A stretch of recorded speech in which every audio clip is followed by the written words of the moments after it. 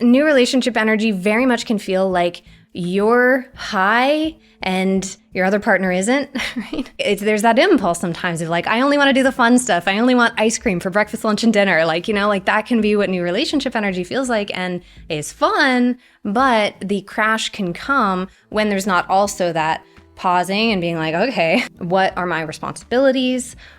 Who needs to be taken care of? How? Once you know, like deeply, that nothing is going unsaid, no one is feeling like left out in any way, no one is feeling neglected, then all the rest of the time, ice cream, right? Welcome to the Chill Polyamory Patreon-only live chat, where I welcome all paid patrons to join me and chat about anything that you want, polyamory, life in general. I'm polyamorous for 13 years, practicing relationship anarchy, so happy to give feedback from my point of view or from my experience. Do with that what you will. If you're watching this on YouTube afterwards and you'd like to join next time, you can ask a question specific to your situation. I do this on the first Sunday of every month, and then I also do bonus chats like today. So that is patreon.com/chillpolyamory. And there's also a workshop coming up called Mistakes Were Made. And that's where I, Avita Sawyers, Shanae Speaks, and Remodeled Love are going to run a panel about making mistakes in polyamory. So my polyamory used to be messy as hell, and it has been very peaceful and relaxed for a long time. That's my pit bull sigh, if anybody could see. So if you want to be a part of that workshop, if you want to see what all four of us bring to the table, that is on August 10th, and you'll also get the recording if you can't come. And I think we do still have some tickets left, so I'll put the link down below. And for patrons, the link should be on the same post that had this link. So happy to see you all here. First question, do you have any advice for how to have explicit conversations around power dynamics? For context, my boyfriend of a year and a half has a wife of 15 years that he lives with and is raising a family with. My meta recently vetoed travel plans I had with my boyfriend, and vetoed because he did a poor job at collaborating with her as the plans were together over the last several months. Now, I had a lot invested in this trip, and while I'm seeing this as a breach of trust with both him and my meta, who I had been building a friendship with, I'm also realizing that I've been ignoring the voice in my head that has wanted to be specific about the power dynamics in this relationship. It's not been a problem until now, and it feels like any sort of repair of trust will have to involve an understanding of how power is or isn't present. So any advice or resources on how to maneuver that conversation would be greatly appreciated. So it's a common thing of it isn't a problem until it is, right? Like I saw a couple, not like professionally, just like out in the world, in a polyamorous space, that they seemed precarious, dancing on a knife's edge, right? And they were like, oh no, it's going great. And I was thinking to myself, like, until it doesn't, right? Like, and so, no shade at all for not having like these kind of heavy talks early. It's not easy to have them. And sometimes it's like, do we even need to have them? Because who knows where a dynamic is going to go. So it's very common as well for this to kind of sneak up or surprise you. And then that's what necessitates that kind of talk. I personally try to lead those conversations rooted in something that I feel, that I've experienced, that I'm worried about. I've noticed this, I feel this way, a lot of just describing what I either have felt or am scared of feeling, and any feelings about this trip being canceled, like if you're angry at him, I have been pissed at my partner before with like, why are you fumbling your other relationship? Like, because then even if you said, everybody's equal, you have a lot wrapped up in that relationship, and the consequences of disappointing that person are a lot bigger for you than the consequences of disappointing me, right? And so let's be real about that. And I try to not go too intellectual with it, too theory with it, right? Because it is a very practical conversation, but it's also a very emotional conversation. And sometimes it can be off-putting for us to kind of get stoic and be like, I've noticed these power dynamics and such and such. At least that's my approach, is I just want to talk real with you person to person, and and also just be heard of like the ways that I feel. So yeah, if they are willing to have a chat about how this specific trip played out or didn't play out, how you are affected, how you wish you could have been included in things, how you might be angry or hurt, or if you lost money from deposits, or if like what the impact was. That to me seems like a good opening of a door to talking about the bigger ways that decisions get played out, you know?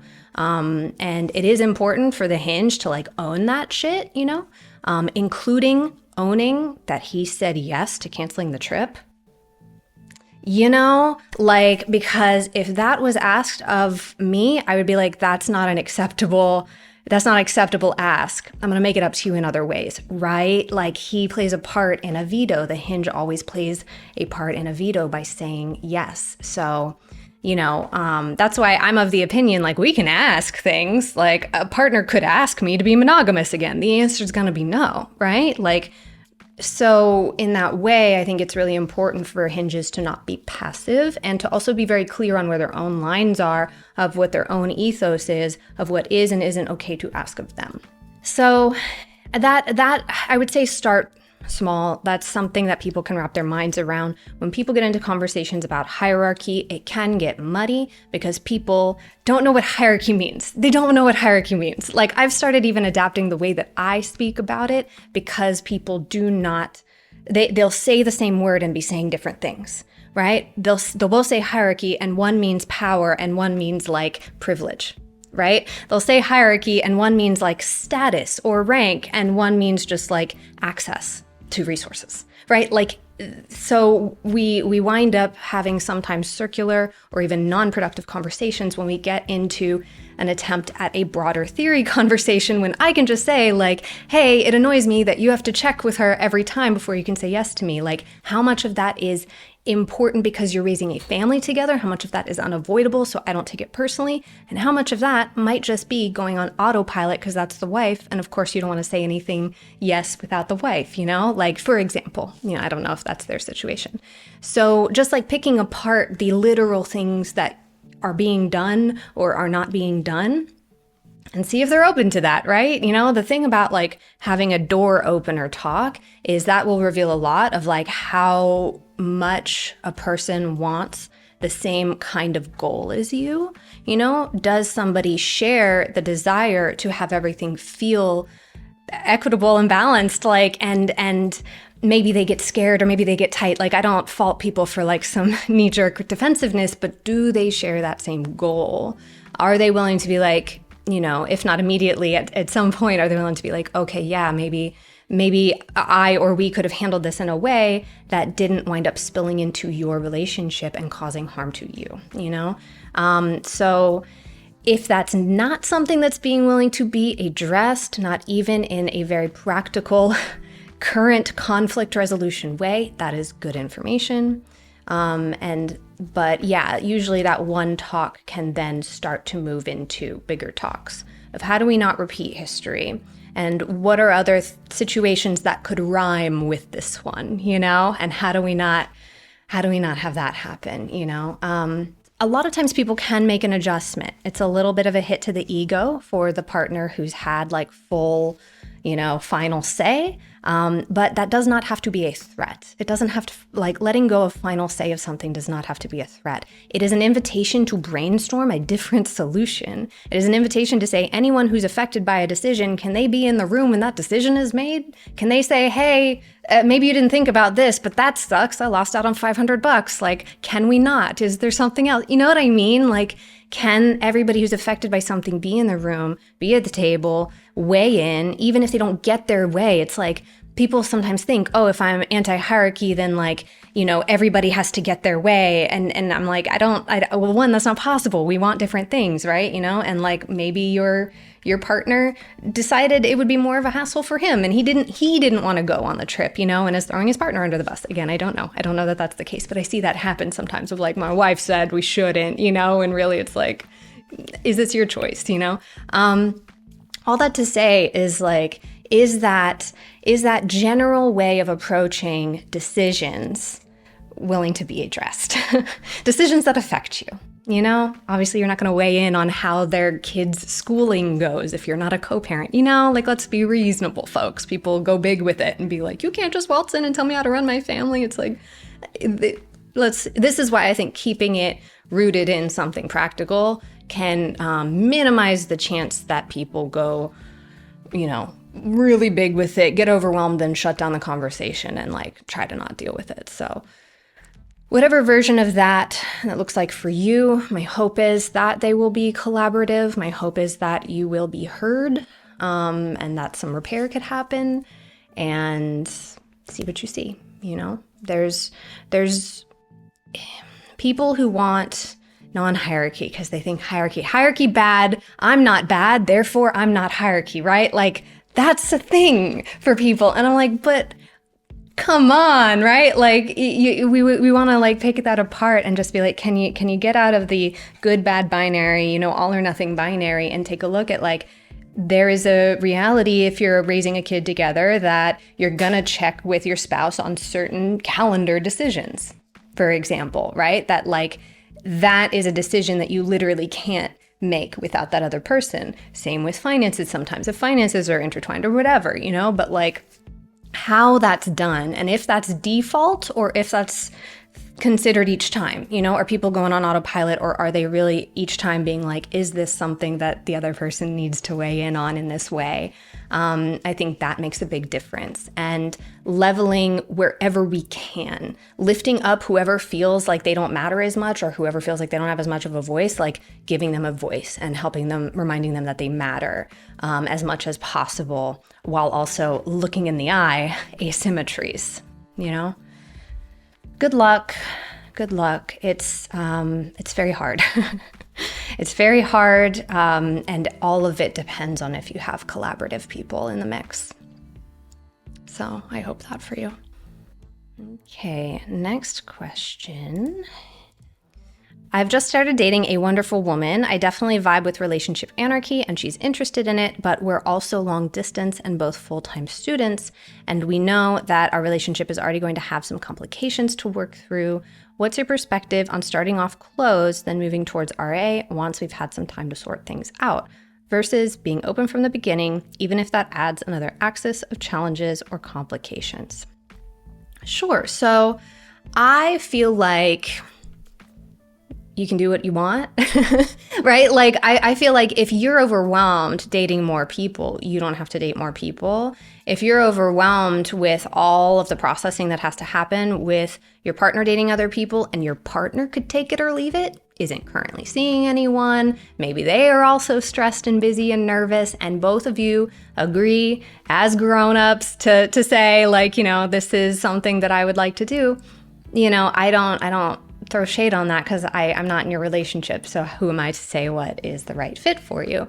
But I do understand like this tension of like relationship anarchy being like we don't impose on other people, right? So there is a way to do this that is not imposing or controlling other people. There could be agreements that like, hey, you know, neither of us are very, you know, raring to go of like getting on the apps. So we're not getting on the apps right now. And if one of us changes our mind, that's a conversation we can have. You know, that is something that we can talk about. If we're not looking for anybody, but then a person happens to us, you know, and we're like, oh shit, well, I don't want to not see what this is, then that can be a conversation, right? And so it's sort of like, in my opinion, you make agreements with each other, and as long as the other person, when new info comes in, including just info of their own desire, they woke up and realized, I want something, you know?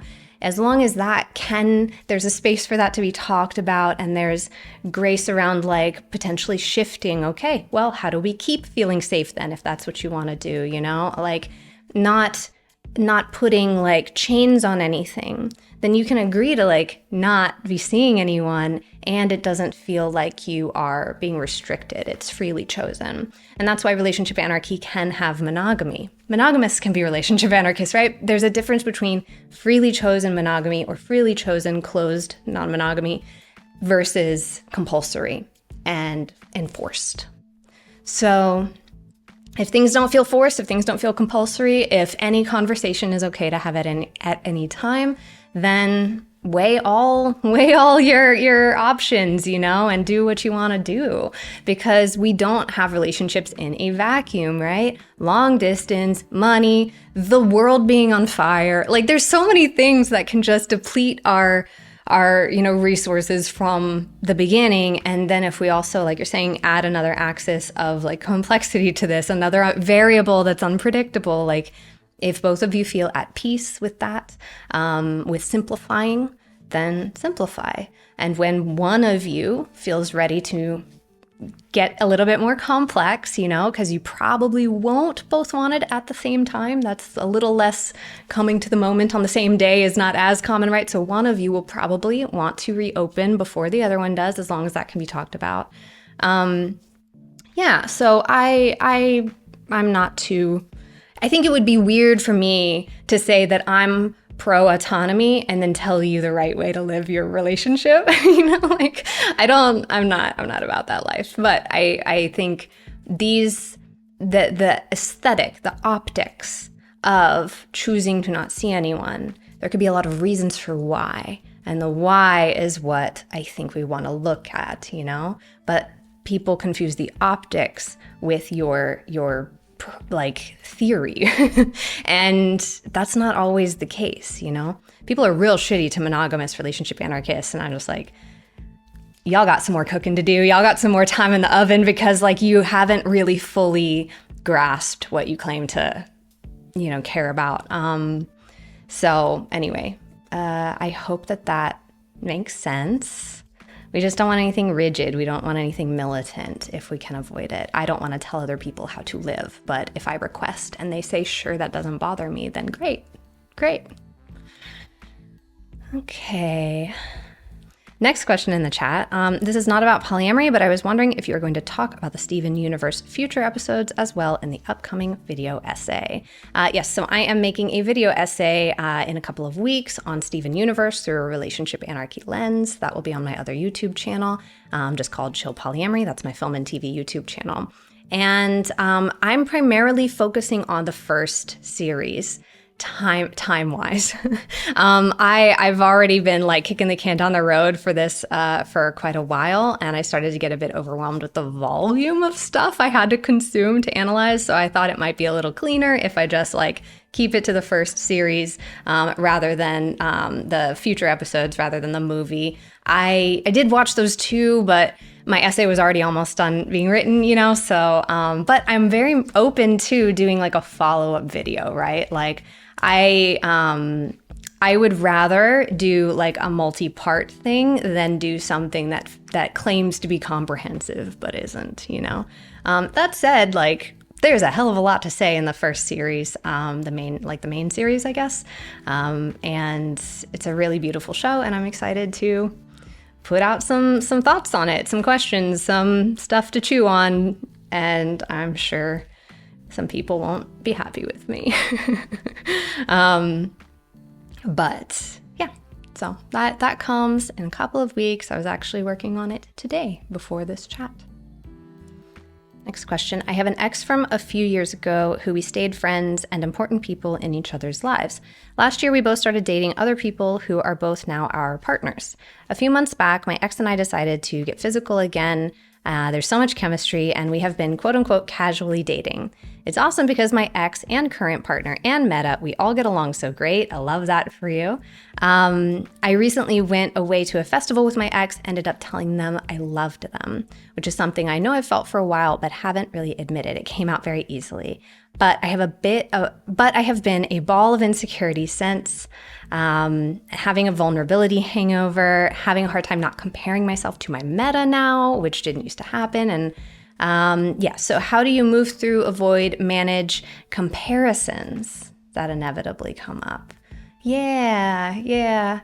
I think when we're not feeling secure for any reason, we're looking around at people who do seem secure, and for like, I don't know, maybe not answers, sometimes answers, but sometimes just like, is it just me, or are they better? Am I insecure because they're better? Am I insecure because that's different and I should be different? Like, I think an insecurity is often like this unrest that can start searching for a reason for the unrest rather than like, this is vulnerable, this is a little scary, they were an ex, I really don't want them to be an ex again, right? Like whatever that softness is, whatever that fear is, can you stay in where you are? Can you stay in your, like keep your eyes on your own paper kind of thing? You know what I mean? It's like, what's going on here?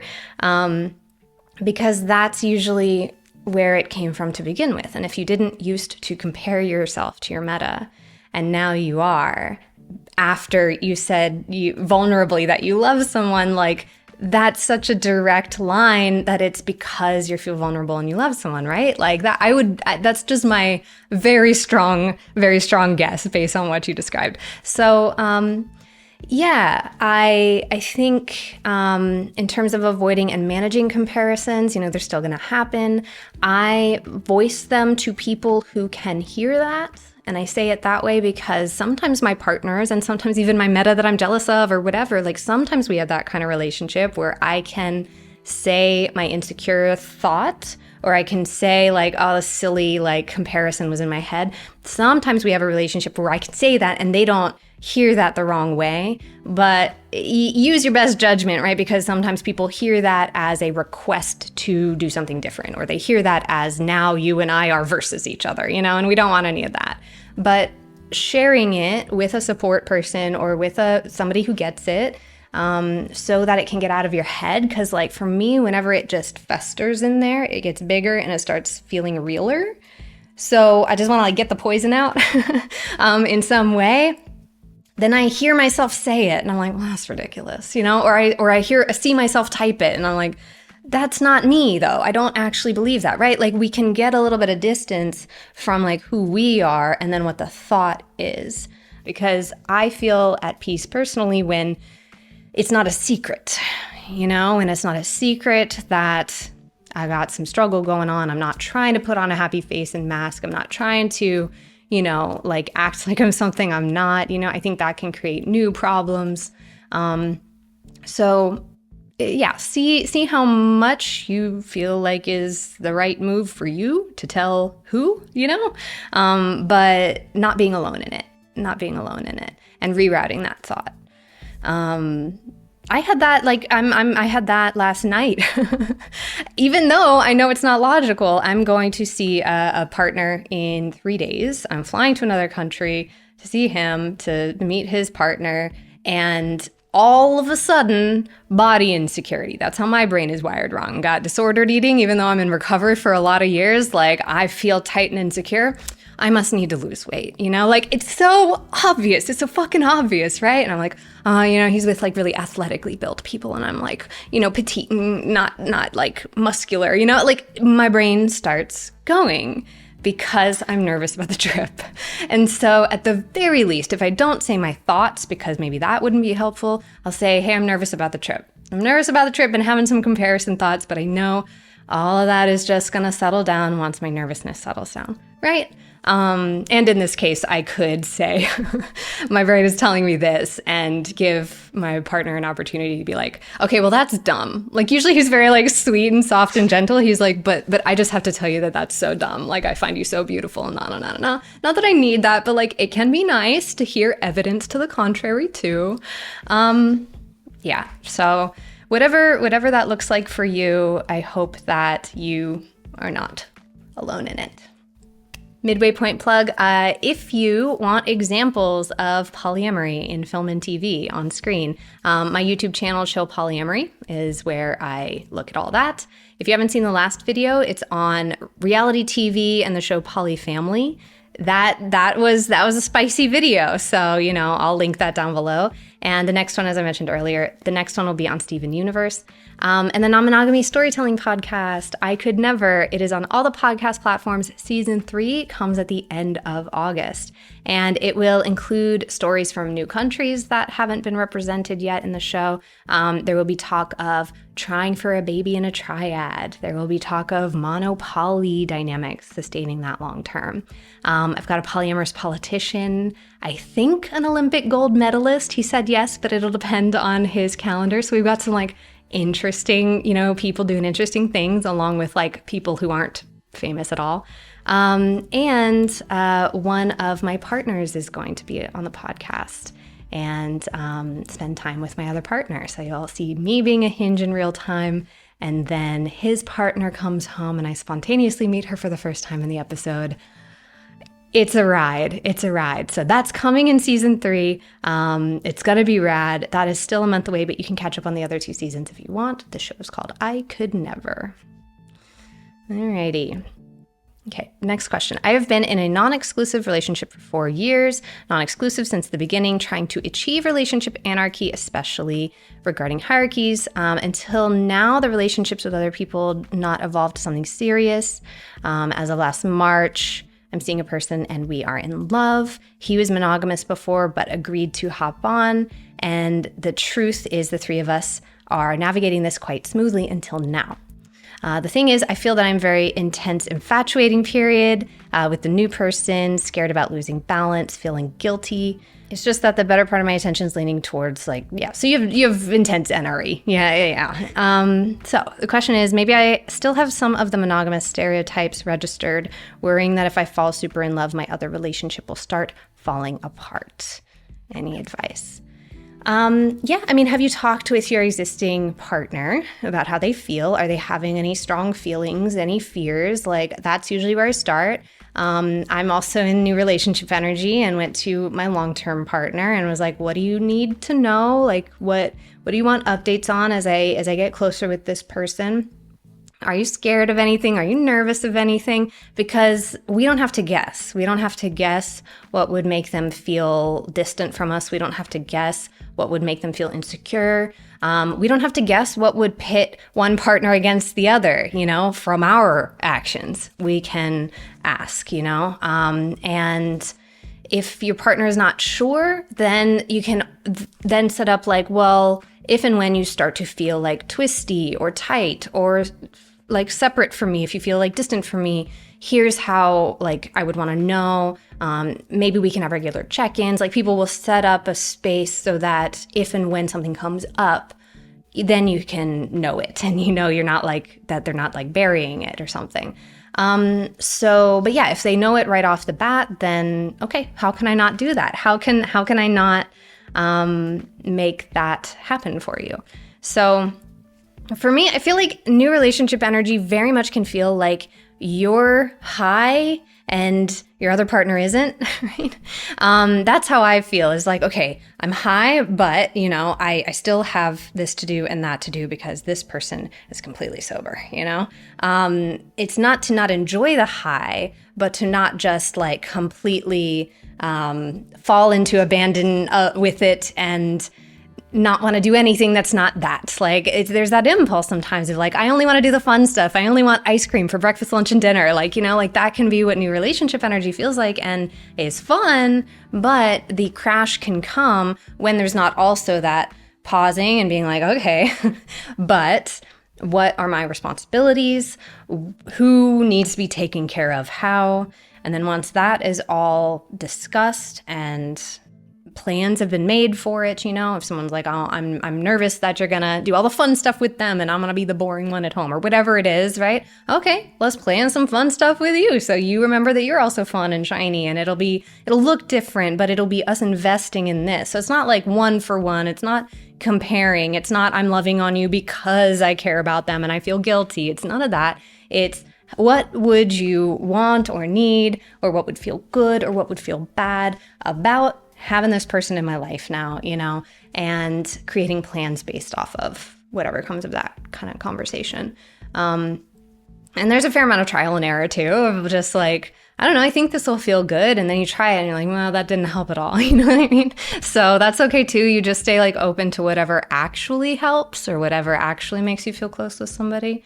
And just keep checking in. And then what's nice is once you know, like deeply, that nothing is going unsaid, no one is feeling like left out in any way, no one is feeling neglected, then all the rest of the time, ice cream, right? All the rest of the time is new relationship energy. Now I'm going to go get high on this person for the rest of the night because all my ducks are in a row, right? And like, so it's still enjoying it, but that kind of thoughtfulness around it can mean that you don't just like wake up in a few months and have wreckage all around you, you know?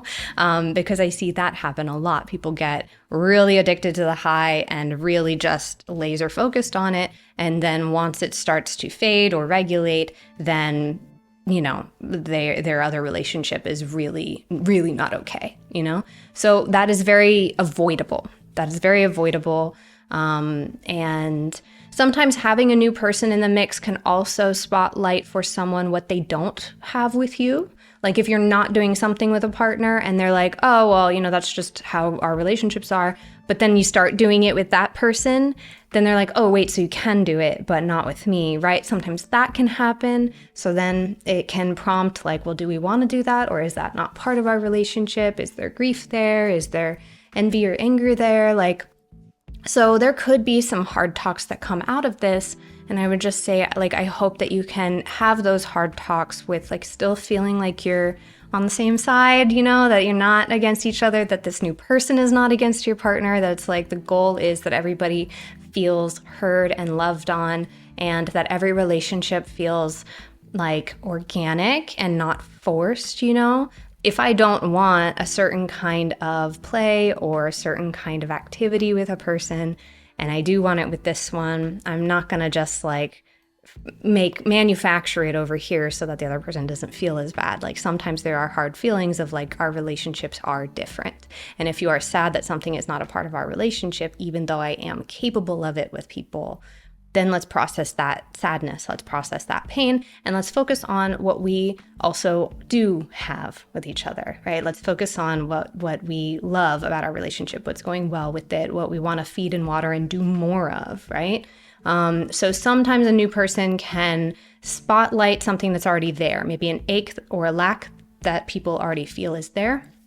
Sometimes you can do something about it by just like being more mindful. Oh yeah, let's have more dates, you know, like if you just, it wasn't part of your routine, but it can be. Sometimes you can't do something about that comparison. And that just like, it's a feeling that has to be moved through if it's going to be not blow up in your face later. I'll put it that way. So yeah, create space for hard talks, set things up best you can, and then keep checking in, you know, but I love enjoying NRE when I know that I'm not actually like risking anything. It's like, oh, okay, I'm free to do this. And I know there won't be any like other shoe dropping after this, you know? Next question. What are your thoughts on two partners that have become very entwined very quickly because of excitement, but now find themselves overwhelmed with trying to redefine the relationship into a less hierarchical, less intertwined one? While we try to figure out what de-escalating would look like, how would we approach that conversation? All of this while taking into account the fact that we currently live together and share routines and spaces very closely without an opportunity to change that in the immediate future. So yeah, it sounds like you moved in fast with someone. You got this person like is really interdependent with you real quick.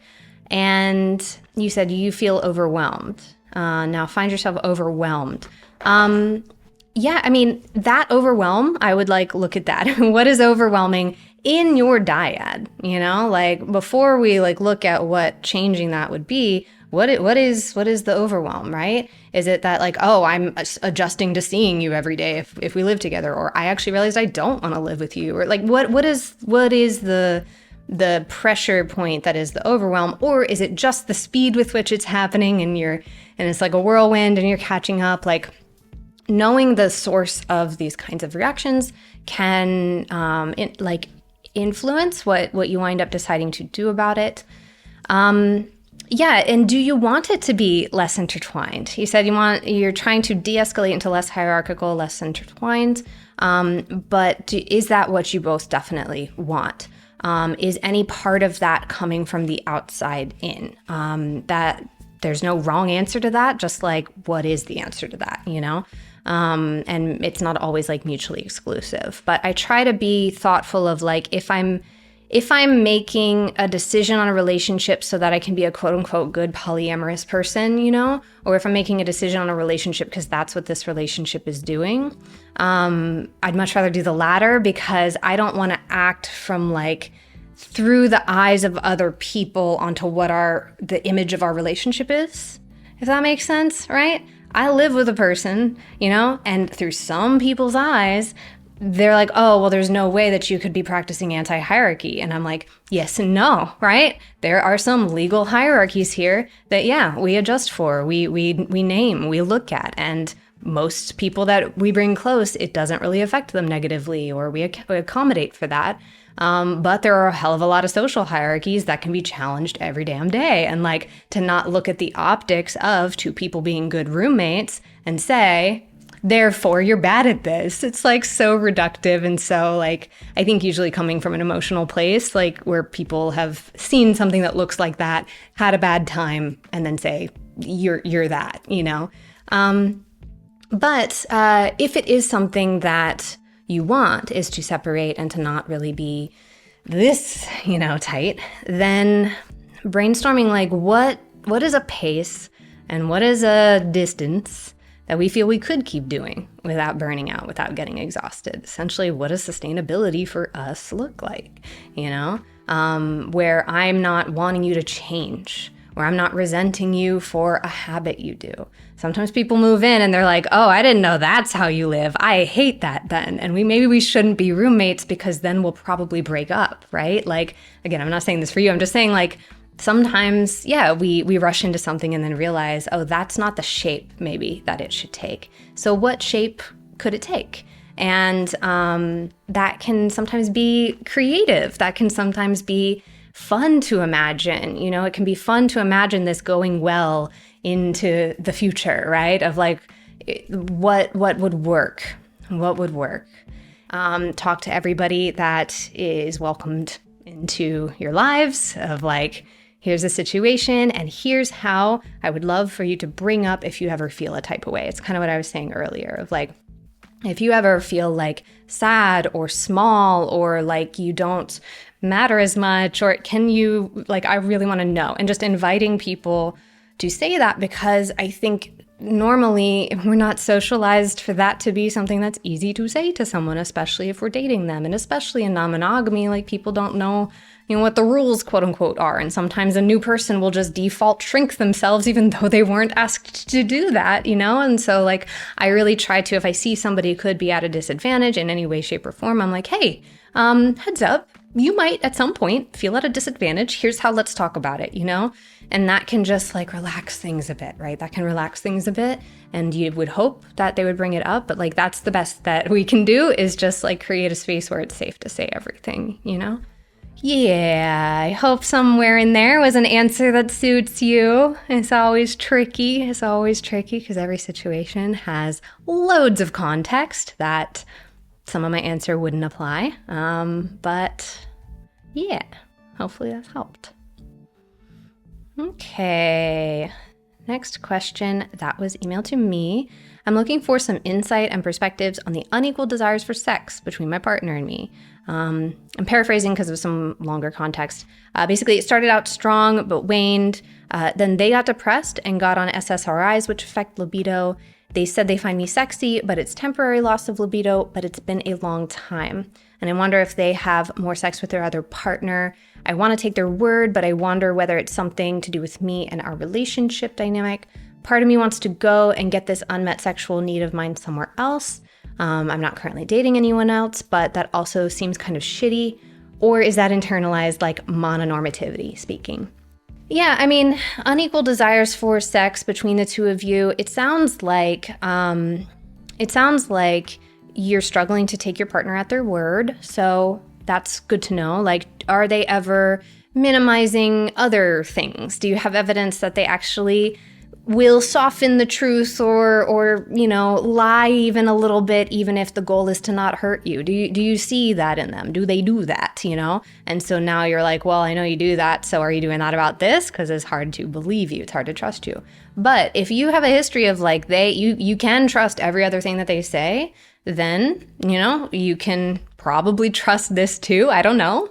But at the very least, can that be talked about of like, hey, like I want to believe you. I don't want to accuse you of anything. And I find myself thinking these things, wondering if it really just is chemical with the SSRIs or chemical because of the depression or, and who knows? There could be a lot of reasons. Like sometimes a relationship just changes shape on its own, even though nobody like tried to do that. And that's just what the relationship is doing now. So when a person is like, oh, no, I'm not trying to do that. But it's like, but that is what we're doing. I'm looking at it right now. Like, can we at least name that that's what's happening for a long time? Like that can help with the dissonance a little bit, even if a person is like, well, I didn't mean for it to be that way. I didn't try to make it that way. Okay, I believe that.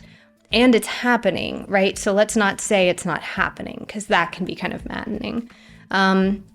So yeah, I think that can be just helpful to try to air out and just say like, can we please call it what it is, that this is not temporary. When you use the word temporary, but it's been however many months or years, like when you use the word temporary, that hits wrong, because I've experienced this as so long.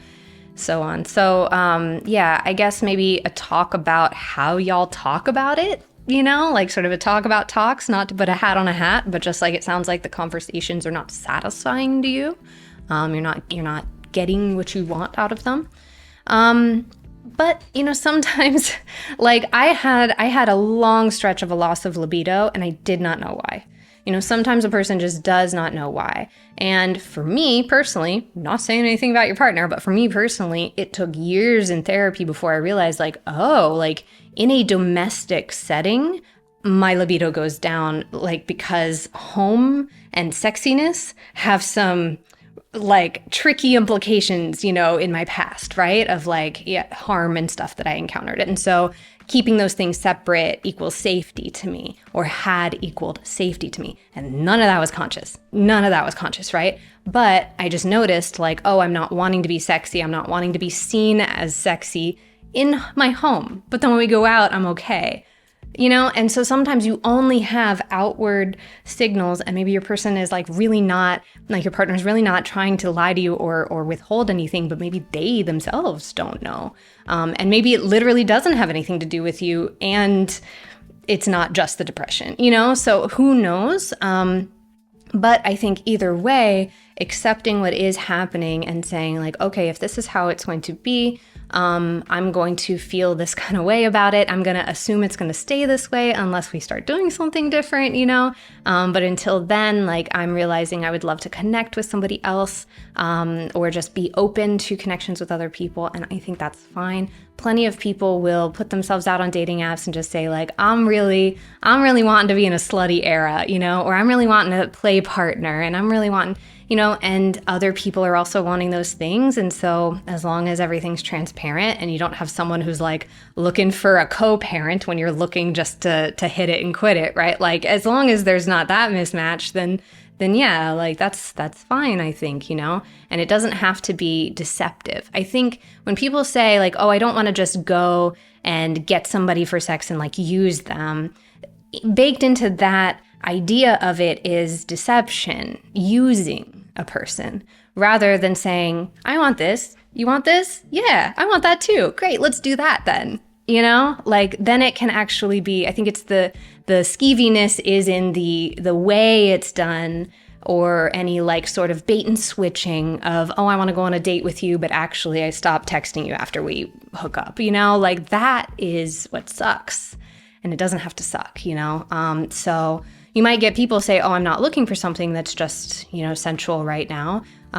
You might just start hooking up with someone and then realize, oh, I might be falling in love with them, right? Like there's so much that's unpredictable, but I don't think it's a problem at all just to have relationships that start or stay on the basis of, having fun, So yeah, I think just keep giving it breathing room. Try not to compare to another partner. I know it's going to be so hard, but it's really not information that applies to your relationship, Because if that other partner wasn't there, would the relationship still be doing this?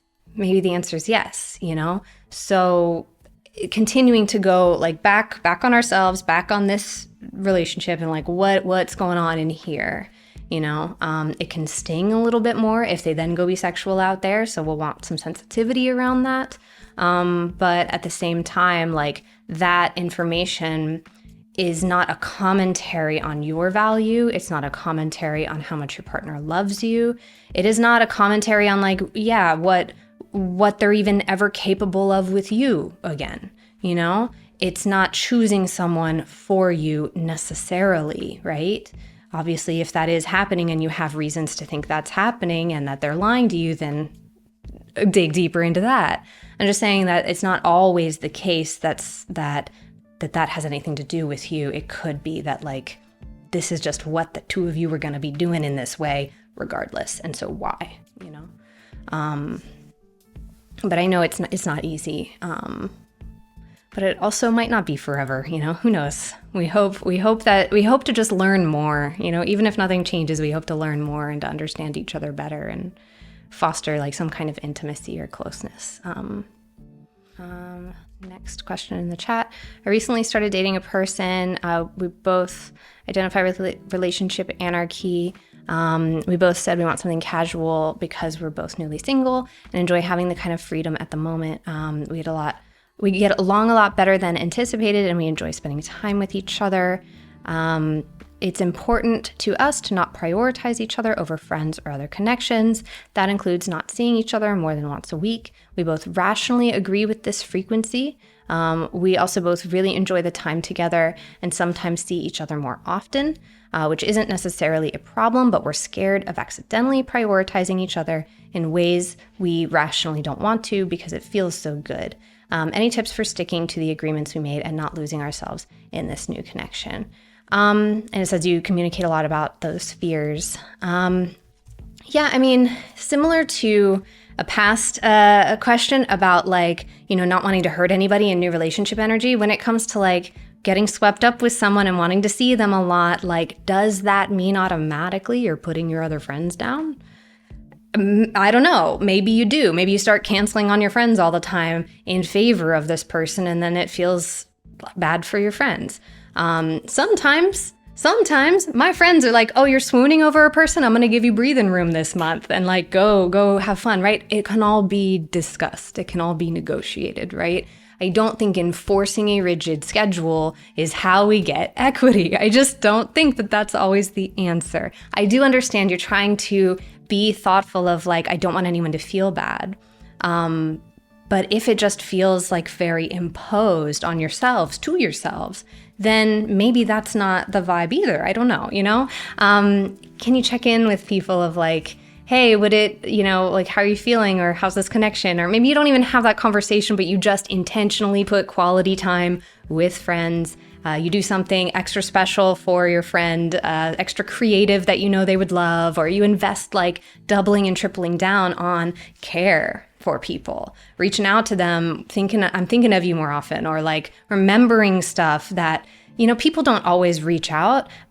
And so can we reach out to them, and check in? And so I think in that way, there's like, the world can open up a lot more when we see that there's a lot of different ways to achieve balance. And if you're wanting to be with somebody nonstop for a little while, okay, it can feel like there's no brakes on the car, and I get it, and that's scary sometimes too, but it's also thrilling. Just like with the new relationship energy question, can I pause and look at all of my commitments? I have this standing thing with a friend that I'm not going to cancel. Hard not cancel. I have this standing thing, but I also think I would feel bad if I didn't see this person a few times this month. So I'm going to prioritize putting that in the calendar. We intentionally make sure that every connection is feeling fed and watered. And that does not mean every connection will look the same. It's not possible for me to see every single one of my friends the exact same amount, And some friends I see once a month, once every other month. So then is it hierarchical of me to see somebody once a week? You know what I mean? It's like, it's not really how we achieve everybody feeling good, how we achieve everybody feeling like they matter. each relationship is going to look different, have a different rhythm, a different cadence, and are we tending to that, and are we loving on that?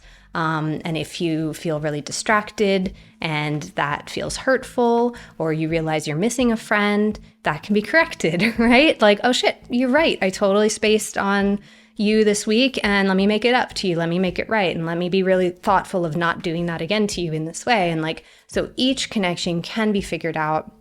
I really don't think we should default to imposing a bunch of guardrails so that we don't care as much about someone, so that we don't like pay attention if you notice that you're dropping things. Pay attention if you notice that you're dropping people. Look that in the eyes. But based on what you're describing, I think that's less of a risk, because you're like kind of doubling down on that care to the point of like maybe being a little too rigid. I don't know. If this doesn't feel like you're rigid, if it doesn't feel like you're being militant, then go about the once a week thing, right? Again, there's not a wrong way to do this. It's just a matter of, is there ease? Is there flow? Or is there imposing?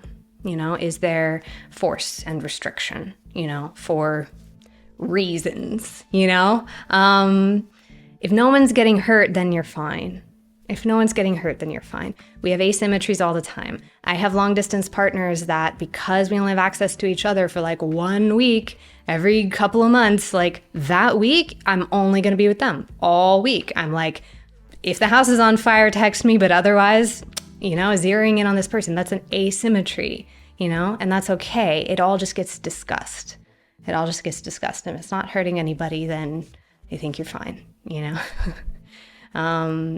Yeah, I really appreciate the thoughtfulness. And I think it's so much better to start with that, thoughtfulness. I've even been hypervigilant before about like, it has to not, I can't do the hurtful thing, And I think that it's so much easier to soften that than it is to take someone who doesn't give a shit, someone who's not being thoughtful, someone who doesn't care. It's so hard to make them start caring. It's so hard to make them give a shit, So you're starting from a great place of just needs softening of the edges, just needs relaxing of the shoulders, a little bit, and continuing to talk.